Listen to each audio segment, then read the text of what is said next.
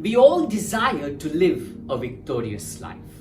We all desire to live a life of an overcomer, that no matter what obstacles come before us, we would always be on the side of victory.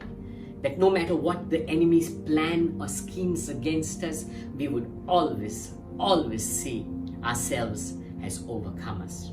Well, when we open up our Bibles to Psalms 23, we read of David speaking a secret of an overcomer's life. In verse 1, David declares, "The Lord is my shepherd."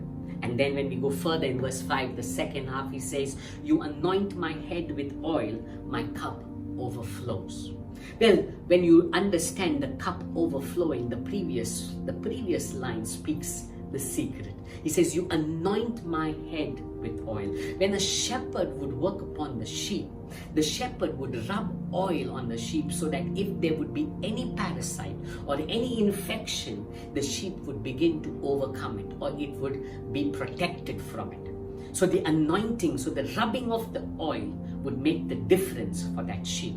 The same way in our life, the anointing, the rubbing of God upon us, the overwhelming power of God that rubs over our life is what prevents or protects us from every wile or every scheme or every plan of the enemy. Every plan of the enemy. I want to tell you, you and I need to be desperate, not for the things, not for blessings, but for God to rub His power over us, for God to rub off His character, His influence over us, so that when we would be connected to God, we too would experience freedom from every attack of the enemy. I'm not saying the attacks will not come, but we would be covered, we would be protected, we would have an overcomer's life. And the very next statement David says then, after the oil is put over the head, he says, "My cup overflows." I want to encourage you, your cup will overflow.